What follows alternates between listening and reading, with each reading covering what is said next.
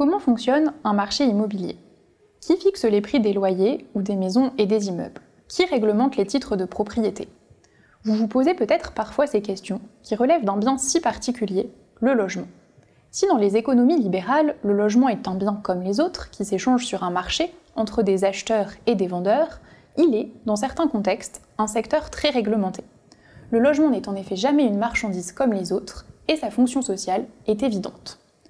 Dans le cas du régime socialiste cubain, le droit au logement est inscrit dans la Constitution héritée de la Révolution de 1959. Le secteur est très réglementé par l'État afin que tous les Cubains puissent être propriétaires de leur logement.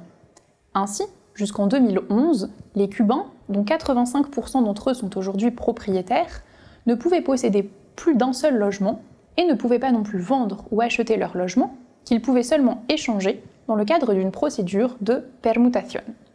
Mais, en 2011, le régime cubain adopte toute une série de mesures, les lineamientos, qui visent à libéraliser partiellement l'économie cubaine. Avec ces mesures, le secteur du logement est profondément modifié.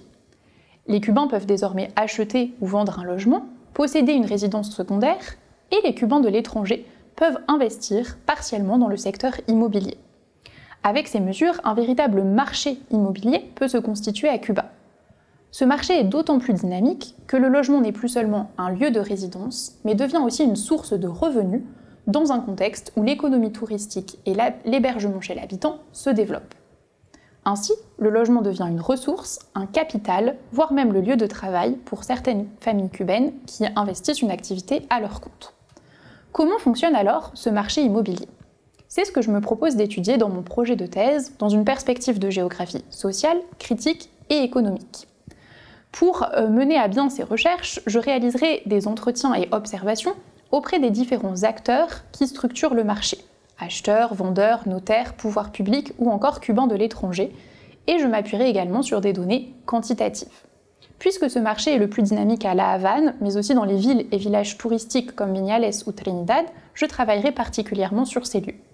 L'idée est donc bien de cartographier, au sens propre comme au sens figuré, le fonctionnement d'un marché immobilier naissant en structuration à Cuba. En tant que coordinatrice du pôle Caraïbes de l'Institut des Amériques, je bénéficierai d'une entrée privilégiée sur le terrain, ce qui est très utile notamment dans des contextes où les démarches administratives peuvent être un frein.